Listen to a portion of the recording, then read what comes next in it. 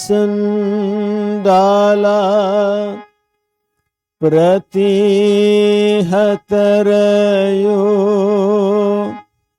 यस्य प्रेम प्रवाहो लोकातीतो प्यहन जहो लोका कल्याणी भारतम त्रैलोक्येप्य प्रतिमा महिमा जानकी प्राण बंधो त्रैलोक्येप्य प्रतिमा महिमा जानकी प्राण बंधो भक्त्या ज्ञानम मृतवरवपु सीताया यो हीरा भक्त्या ज्ञानम मृतवरवपु सीताया यो हीरा। सबसे पहले भगवान श्री रामकृष्ण देव, माँ शारदा देवी, स्वामी विवेकानंद एवं भगवान श्री रामचंद्र के चरणों में प्रणाम निवेदन करता हूँ। यहाँ के बड़े महाराज परम पूज्य श्रीमद स्वामी निखिलेश्वर जी महाराज, यहाँ के सन्यासी ब्रह्मचारी और आप सभी के हृदय में जो भगवान श्री रामचंद्र वो माँ जानकी विराजमान है, उनके चरणों में प्रणाम करता हूँ। क्योंकि रामचरितमानस में कहते सिया राम हमें सब जग जानी, करहु प्रणाम झुरी जुग पानी। हम सब मिलकर राम संकीर्तन करेंगे।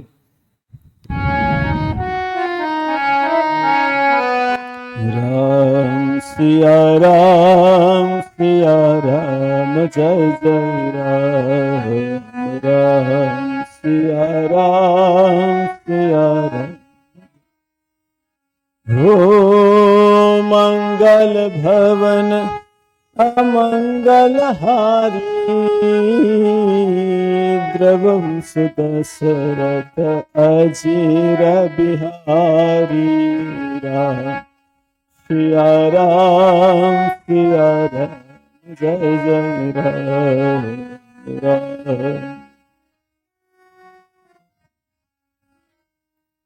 हो जनक सुता जग जननी जानकी, अतिशय प्रिय करुणा निधान की। राम सिया राम जय जय राम, राम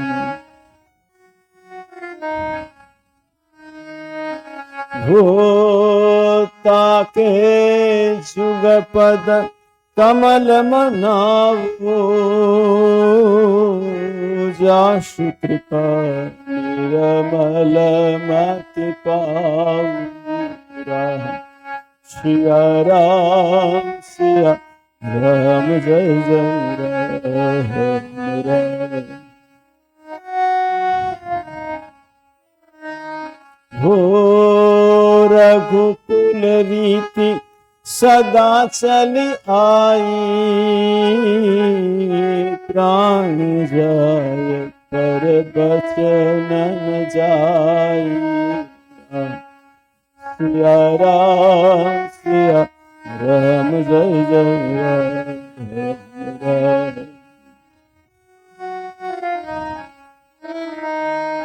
हो जय जय जय हनुमान गोसाई, कृपा कर गुरुदेव की नाई। सिया राम जय जय राम,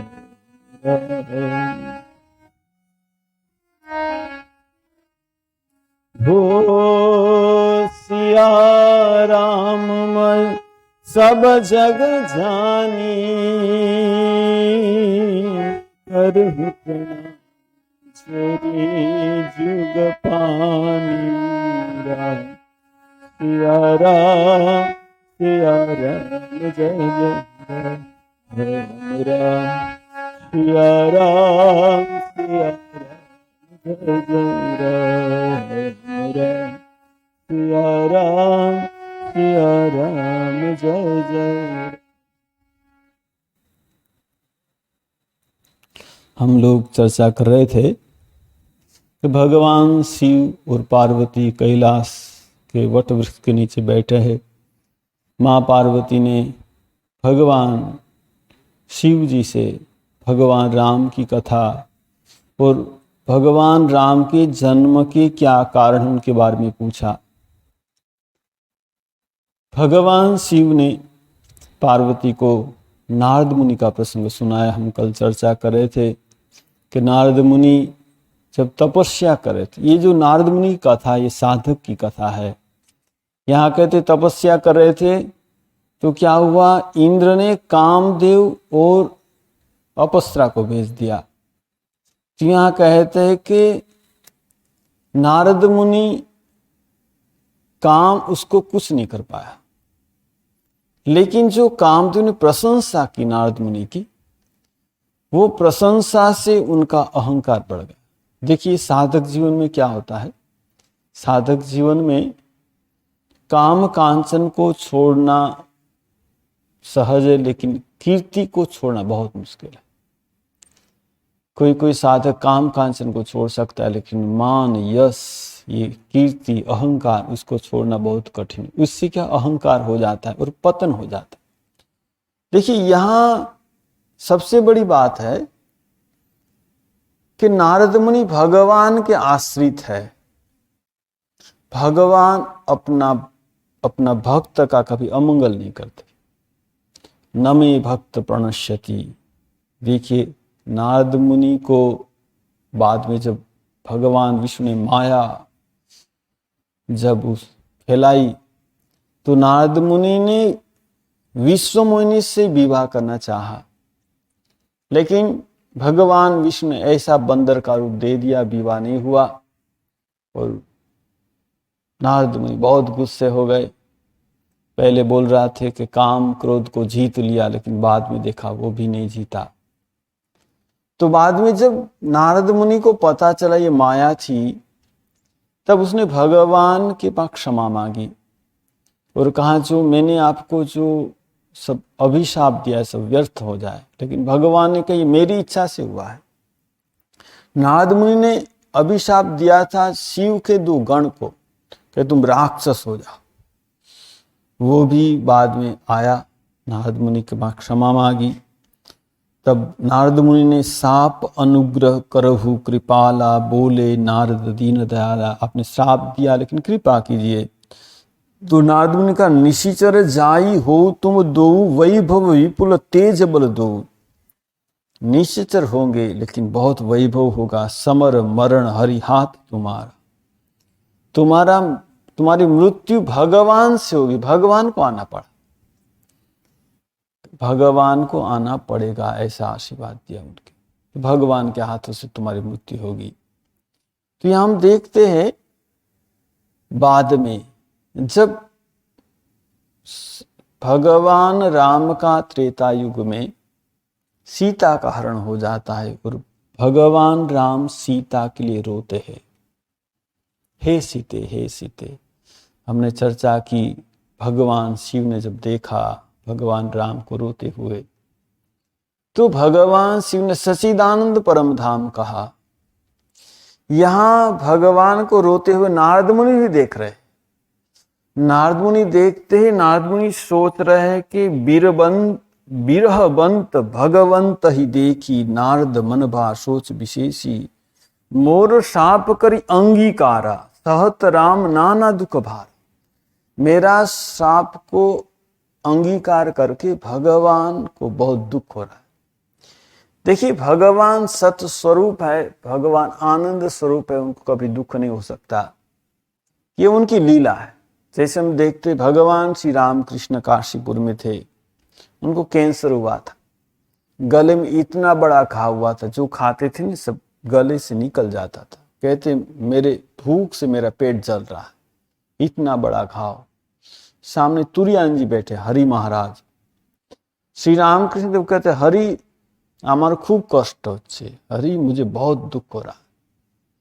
तो हरि महाराज ने कहा आमी तो देखছি আপনি आनंद सागर भासছেন, मैं तो देख रहा हूं आनंद सागर में गोता लगा।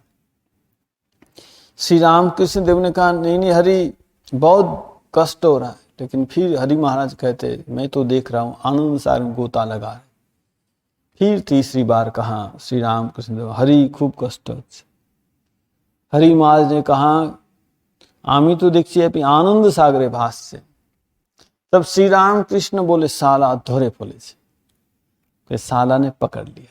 देखिए आनंद स्वरूप है भगवान।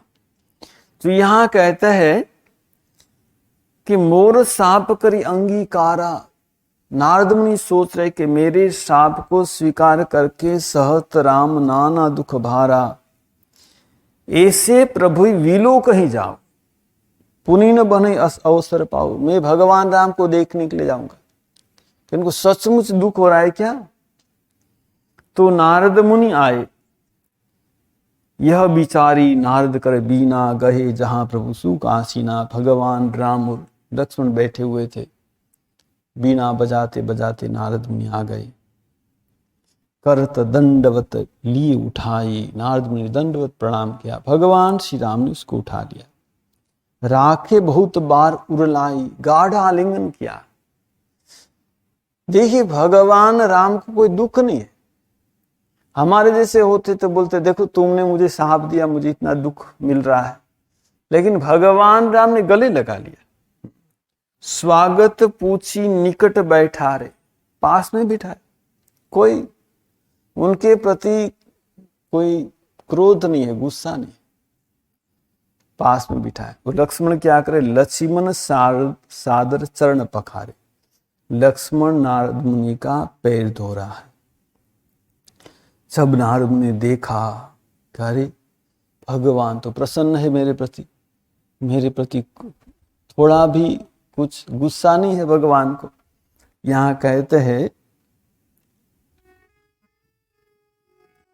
नाना विधि विनती करी, प्रभु प्रसन्न जिय जानी। नारद बोले बचन तब जोरी सरोरुह पानी। नाना विधि विनती करी, प्रभु प्रसन्न जिय जानी। नारद बोले बचन तब जोरी सरोरुह पानी। नारद मुनि ने देखा प्रभु प्रसन्न है, तो नारद मुनि ने हाथ जोड़कर कहा कि प्रभु मैं एक वर मांगने के लिए आया। देहु एक वर मांगहु स्वामी, जदपि जानत अंतर्यामी। आप तो अंतर्यामी सब कुछ जानते हैं, मैं आपसे वर मांगना चाहता हूं। तो भगवान श्री राम ने कहा जानहु मुनि तुम मोर स्वभाव, जनसन कबहु करहु दुराऊ। तुम तो मेरे स्वभाव को जानते हो, तुम जो चाहे वो मांग लो। भगवान ने कहा जन कछु कहु कछु अदेह नहीं मोरे, अस विश्वास तजु जनी भोरे। तुम जो मांगे वो दूंगा, मेरे लिए कुछ ऐसा नहीं मैं नहीं दूंगा। तब नारद बोले हर साई, अस वर मांग करु ठिठाई। प्रभु एक वर मांगता हूं, क्या? यद्यपि प्रभु के नाम अनेका। देखिए भगवान के बहुत नाम है, विष्णु सहस्त्र नाम 1000 नाम आप पाएंगे। यद्यपि प्रभु के नाम अनेका, श्रुति कह अधिक एकत एका। जो पुराण है ना, पुराण कहते कि ये श्रेष्ठ है, ये श्रेष्ठ है। विष्णु पुराण आप पढ़ेंगे तो विष्णु श्रेष्ठ है, ब्रह्मा पुराण ब्रह्मा श्रेष्ठ है, शिव पुराण में शिव श्रेष्ठ है। तो कहते कि श्रुति कह अधिक एकत एका, ये श्रेष्ठ है सब बोलते हैं। लेकिन मैं आपसे मांगना चाहता हूं कि ये कलयुग के लोग हैं ना, ज्यादा समय नहीं उनके पास। ये जो आपका राम नाम है, राम सकल नाम ते अधिका, राम नाम का पुण्य सबसे ज्यादा। और वो नाथ अध खग गणपति का, जो भगवान राम का नाम कर उनका समस्त पाप नाश हो जाए, ऐसा मैं वर मांगता हूं। भगवान ने कहा तथास्तु, वैसा है। देखिए राम नाम बहुत छोटा नाम है, 2 अक्षर का। भगवान का नाम करने से क्या होगा? समस्त पाप नाश हो जाएगा। ये नारद मुनि हमारे लिए भगवान के पास वरदान मांगते कि कलयुग के मनुष्य ने समय नहीं है ज्यादा, बस राम एक बार बोल लेंगे तो क्या होगा? जितने पाप है सब नष्ट हो जाएंगे। अब देखा भगवान ने तथास्तु कह दिया, तो नारद मुनि को बहुत आनंद हुआ। अब नारद मुनि की हिम्मत थोड़ी बढ़ गई। तो प्रभु एक बात पूछूं क्या? हाँ जरूर पूछो। कि प्रभु मैं विवाह करना चाहता था, आपने विवाह क्यों नहीं करने दिया? ठीक है ना, देखिए हमने चर्चा की थी कि विश्व मोहिनी के साथ नारद मुनि विवाह करना चाहते थे, भगवान नहीं करने दिया। कि तब विवाह में चाहू किन्ना, प्रभु के ही कारण करे न दीना। क्यों आपने मुझे विवाह करने नहीं दिया? भगवान ने बोला कि देखो, सुन मुनि तो ही करई सरोसा, भजते मोहि तजी सकल भरोसा। जो मुझे अनन्य भाव से सब भरोसा त्याग करके मुझे भजता है, मेरा एकमात्र भरोसा है, मेरे किसी और का कोई कुछ नहीं उनके पास, मैं ही सब कुछ हूं। भी कल हम चर्चा कर रहे थे कि नारद मुनि ने जब सुंदर रूप पाने की इच्छा हुई तो उसने सोचा कि भगवान के सिवा मेरा कोई नहीं। मैं सुंदरता मांगूंगा किसके पास मांगूंगा? भगवान के पास मांगूंगा।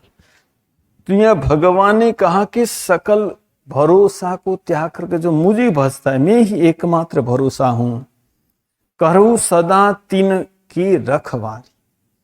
ऐसे लोगों को रक्षा करना मेरा धर्म है, मैं रक्षा करता हूं। कैसे रक्षा करता हूं? जिमी बालक राखई महतारी, जैसे छोटे बालक को माता रक्षा करती है, वैसे मैं रक्षा करता हूं। भगवान श्री राम कहते, गह शिशु बच अनल अहिधाई। कोई छोटा शिशु है, उसको पता नहीं वो अग्नि में हाथ डालना चाहता है, कोई सांप को पकड़ना चाहता है। गह शिशु बच अनल अहिधाई, तह राखई जन्य गाही। माँ क्या करेगी? माँ के सामने जो वो अग्नि में हाथ डालने, माँ हाथ पकड़ लेगी। वो सांप को पकड़ने जाए तो माँ उसको रोक देगी कि नहीं, सांप उसको डस लेगा। जैसे माँ अपने बालक की रक्षा करता है, मैं वैसे अपने भक्त की रक्षा करता हूं। देखिए ये भगवान है। न में भक्त प्रणश्यति, भक्त का कभी विनाश नहीं होता। जो अनन्य भाव से कोई बसता है, भगवान का आश्रय ले लेता है। उससे गलती हो सकती है लेकिन भगवान फिर भी उनकी रक्षा करते। देखिए हम भगवान के पास कुछ भी चाह सकते, क्योंकि भगवान ही हमारे अपने और तो कोई है नहीं। भगवानी त्वमेव माता च पिता, त्वमेव बंधु च सखा, त्वमेव सर्व मम देव। वो हमारी सब कुछ भगवान है। तो हम भगवान के पास जो भी मांग सकते, लेकिन भगवान हमको क्या देंगे? भगवान हमको वही देंगे जिसमें हमारा मंगल हो, हमारा कल्याण हो। यहाँ भगवान श्री राम नारद मुनि को कहते हैं कि मैंने तुमको विवाह करने इसलिए नहीं दिया, तुम सन्यासी हो। जप तप नेम जलाश्रय जारी, होई ग्रीष्म शोषे सब नारी। तुम्हारा जो जप तप सब है ना, वो नारी सब शोषण कर लेगी। जैसे पानी को सूर्य का ताप शोषण करता है, वैसे सन्यासी का जो नारी के साथ जो उनके नारी में आसक्ति हो जाए तो क्या होगा? उनका जो जप तप सब कुछ है, सब शोषण कर लेगी। इसीलिए मैंने तुमको शादी नहीं करने दिया। देखिए भगवान रक्षा करते। एक छोटी सी बात है कि एक शेर की शादी हो रही, तो शेर की शादी बहुत बाजना बज रहा है, तो सामने 2 चूहा नाच रहा है। अरे चूहा ने सब हटो यहाँ से हटो, तो चूहा हंसते नहीं, वैसे ही नाच रहे। अरे शेर की शादी में तुम ना हटो यहाँ से, चूहा ने ऐसे देखा, कहा कि शादी के पहले हम भी शेर थे, ठीक है ना। तो शादी के पहले सब शेर होते लेकिन बाद में चूहा हो जाते। तो ये कहते हैं कि इसीलिए तुमको शादी करने नहीं दिया मैंने। यहाँ भगवान की बात सुनकर बहुत आनंद हुआ। कहते हैं, देखिए श्री रामकृष्ण देव कहते हैं कि दो प्रकार की स्त्री है, विद्यारूपिणी स्त्री, अविद्यारूपिणी स्त्री। अविद्यारूपिणी स्त्री होने से वो भगवान से दूर ले जाती है, और विद्यारूपिणी स्त्री क्या करती है, भगवान से मिला देती। वो पति को इस तरह रखेगी कि भगवान उसका मन लगे, पति को ज्यादा कष्ट न हो पाए। विद्यारूपिणी स्त्री वही करती। तो इसीलिए यहाँ कहते हैं कि जो अविद्यारूपिणी स्त्री से जो तुम्हारा पाला पड़ जाएगा तो तुम्हारा सब कुछ नष्ट हो जाएगा। तो यहाँ भगवान श्री राम नारद मुनि की रक्षा करते हैं। देखिए नारद मुनि बहुत ज्ञानी है। व्यास मुनि को जो भागवत लिखने के लिए उसने प्रेरणा दी थी। व्यास मुनि ने तो 4 वेद 18 पुराण की रचना की, लेकिन मन में शांति नहीं थी। नारद मुनि उनके पास गए और कहा कि देखो तुमको भगवान का लीला वर्णन करने से मन में शांति होगी, ये सब वेद पुराण से शांति नहीं होगी। जब व्यास मुनि ने भागवत की रचना की, भगवान कृष्ण की लीला की रचना की, तब क्या हुआ, उनके मन में शांति हुई। हमको पता है वाल्मीकि को ही रामायण लिखने की प्रेरणा नारद मुनि ने दी। देखिए नारद मुनि कहते भगवान से प्रेम कैसे होता है। नारद मुनि अपने आप व्यास मुनि को कहते कि मैं पिछले जन्म में दासी पुत्र था। मेरी जो माँ थी ना दासी थी, मेरे पिता नहीं थे। बचपन में पिता मर गए, दासी पुत्र है। दासी कोई सेठ के वहां काम करती, उनकी माँ साथ में नारद मुनि बच्चे उनको भी ले जाती थी। क्या हुआ, वो जो सेठ था वहां संत आए चातुर्मास करने के लिए, 4 महीना वही रुकेंगे। तो सेठ ने ये जो नारद मुनि की माँ थी उसको कहा तुम सेवा करो। तो नारद मुनि छोटे बालक थे, वो भी सेवा में लग गए। वो संतों के साथ बहुत रहने लगे, उनके जो जूठन साफ करने लगे और वो जूठन खाने लगे। तो कहते कि संतों की जूठन खाने से, संतों की सेवा करने से क्या हुआ, नारद मुनि भक्ति का उदय हुआ। वो जब 4 महीने के बाद जब संत लोग जा रहे थे तो नारद मुनि बहुत रोने लगे। बच्चे थे, उसने कहा देखिए मुझे आप साथ ले जाएं। बच्चे नहीं, तुम्हारी माँ है, अब तुमको हम साथ नहीं ले जाएंगे। बहुत रोए। भाई ठीक है, बाद में तुम आना, जब तुम्हारी माँ का देह त्याग हो जाएगा, बाद में भगवान का भजन करना, अभी माँ की सेवा करो। कहते कि वो लोग चले गए। बाद कुछ दिन के बाद उनकी माँ को सर्पदंश से माँ की मृत्यु हो गई। जब मृत्यु हो गई, नारद मुनि मुक्त हो गए। बस जंगल में जाके भगवान को पुकारने लगे। इतना व्याकुल होकर पुकारने लगे कि भगवान का दर्शन हुआ। लेकिन दर्शन होने के बाद भगवान तुरंत अदृश्य हो गए।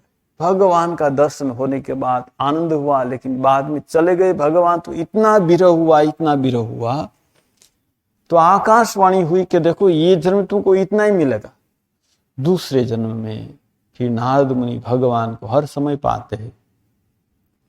तो देखिए नारद मुनि ध्रुव के भी गुरु है। आप सभी को मालूम है, उत्तानपाद राजा थे, उनकी 2 पत्नी थी। एक थी सुरुचि और एक थी सुनीति। सुरुचि देखने में बहुत सुंदर थी, सुनीति नीति में अच्छी थी लेकिन देखने में अच्छी थी। तो उत्तानपाद सुरुचि को ही ज्यादा प्यार करते थे, सुनीति को नहीं करते थे। सुनीति तो वो महल में भी नहीं रहती थी, बाहर रहती थी, दासी की माफी। अब ये दोनों को पुत्र हुआ तो राजा उत्तानपाद सुरुचि के पुत्र को लेकर गोद में बैठे। तो ध्रुव गए, उसने गोद में बैठने चाहा, पिता ने बिठाना चाहा, लेकिन सुरुचि ने उसको हाथ पकड़ के नीचे उतार दिया। कहा नहीं, तुम नहीं बैठ सकते हो, क्योंकि तुम जो मेरे पेट में जन्म लोगे तभी तुम बैठने के लिए योग्य हो, तब तक नहीं। ध्रुव को बहुत दुख हुआ, अपनी माँ को बोला, माँ ने कहा, उसने ठीक ही बोला है, तुम भगवान की आराधना करो। छोटे से बालक 5 साल के ध्रुव चले गए भगवान की आराधना कर। मार्ग में नारद मुनि मिले। क्या बात है, छोटा सा बच्चा है, क्या बात है, मुझे बस पिता ने गोद में बैठे उतार दिया, ऐसी बात है, चलो मैं आता हूं, तुमको फिर गोद में बिठाएगा। नहीं, अब मुझे भगवान की प्राप्ति करनी। देखिए, पहले नारद मुनि परीक्षा की ध्रुव की, अरे ठीक है तुमको राजा बने, मैं सब बोल दूंगा, लेकिन नहीं, मुझे भगवान चाहिए।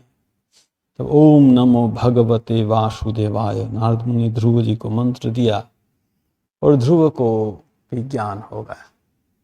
देखिए, नारद मुनि कृपा से प्रहलाद पर भी नारद मुनि कृपा है। कहते कि हिरण्यकशिपु जब तपस्या कर रहा था, तब इंद्र ने हिरण्यकशिपु के नगरी में आक्रमण कर दिया, क्योंकि तब वो तो था नहीं, वो सबको मारने लगे। और उनकी जो पत्नी थी कुयाधु, उसको लेकर इंद्र जाने लगा, और उसके पेट में गर्भ था, संत जन्म होगा। तो उसने सोचा कि इसको मार डालूं, क्योंकि उसके तो पेट में भी राक्षसी तो उत्पन्न होगा। लेकिन नारद मुनि ने कहा, नहीं नहीं, उसको मारो मत, वो मुझे दे दो, इसके गर्भ में भक्त का जन्म होगा। और नारद मुनि क्या किया, ये कुयाधु को अपने आश्रम में ले गए और भागवत सुनाने लगे। देखिए, कुयाधु ने तो कुछ क्या सुना पता नहीं, लेकिन जो गर्भ में प्रहलाद जी थे, उसने भगवान का चरित्र सुना, गर्भ में भगवान के प्रति भक्ति होगी। देखिए, नारद मुनि पार्वती के भी गुरु है, तो ये नारद मुनि बहुत ज्ञान, उसने भक्ति सूत्र लिखा है, नारदी भक्ति सूत्र। नारद मुनि बहुत ज्ञानी है। नारद मुनि का सबके साथ विचरण है, असुर के पास भी जाते, देवता के पास भी जाते, सबका कल्याण करते। असुर को भी ऐसी शिक्षा देगा कि असुर को लगा नहीं है ये अपने आदमी है, जैसे जल्दी असुर की मुक्ति हो जाए, जल्दी भगवान में मिल जाए। ये नारद मुनि कहते, भगवान का मन कहते, नारद भगवान का मन है। तो देखिए, नारद मुनि की जो कथा है, उससे हमको प्रेरणा मिलती है कि हम भगवान के आश्रय ग्रहण कर ले, और जो भी हमको चाहे भगवान के पास मांगे, और किसी से नहीं। भगवान ही हमारा सहारे, भगवान के सिवा हमारा और कोई नहीं है। इसको अनन्य आश्रय कहते हैं। जो अनन्य आश्रय हो जाए तो भगवान हमारा योग क्षेम सब कुछ वहन कर, सब रक्षा करते भगवान। सर्वधर्मान परित्यज्य मामेकं शरणं व्रज, अहम त्वां सर्व पापेभ्यो मोक्षयिष्यामि मा शुच। भगवान श्री कृष्ण गीता में कहते, तुम्हारा सब पाप क्षमा हो जाएगा भगवान के चरण में आश्रय ले से। हे भगवान, मैं तुम्हारा हूं, तुम्हारे सिवा मेरा और कुछ नहीं। जो एक बार आश्रय हो जाए भगवान का, तो हमारा काम बन जाएगा। हम भगवान से यही प्रार्थना करें, हमको ये आश्रय मिल जाए। तो यहां भगवान शिव पार्वती को सुना रहे कि एक बार नारद मुनि ने भगवान को शाप दिया, इसीलिए भगवान को फिर त्रेता युग में जन्म लेना पड़ा। और इस शिव के जो गण थे वो रावण कुंभकर्ण हुए। देखिए, हमने पहले ही चर्चा की है कि हर त्रेता युग में रावण बदलता है, हर त्रेता युग में भगवान जन्म लेते हैं। और हम भी चाहे तो भगवान के लीला संगी होकर आ सकते हैं। ऐसी हम भक्ति करेंगे कि भगवान हमको भी आपके लीला के संगी बना लीजिए। तो जब भगवान का जन्म होगा तो हम भी उनके साथ लीला संगी होकर आ सकते हैं। अब हम फिर चर्चा करेंगे, और भी कारण है, हम ये अगली बार चर्चा करेंगे कि जो राजा मनु और शतरूपा, उनकी चर्चा करेंगे। मनु शतरूपा ने बहुत तपस्या की, और तपस्या के बाद भगवान से वर मांगा, और भगवान उनके पुत्र होकर जन्मे। वही मनु शतरूपा वो दशरथ और कौशल्यापन, ये चर्चा हम अगली बार करेंगे। अब हम सब मिलकर राम संकीर्तन करेंगे, राम सिया राम जय जय राम। तो हमने चर्च ये तो किया, अभी हम श्री राम जय राम संकीर्तन करेंगे।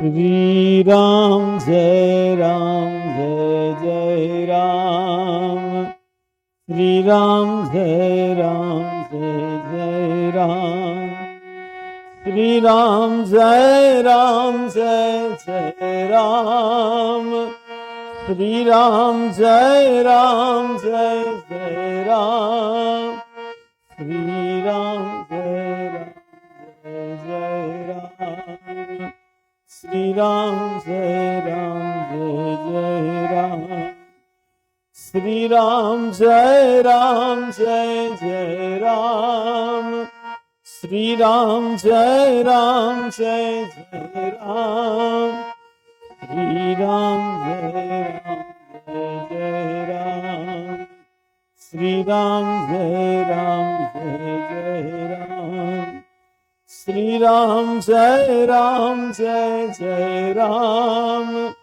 श्री राम जय जय राम, श्री राम जय जय राम, श्री राम जय जय राम।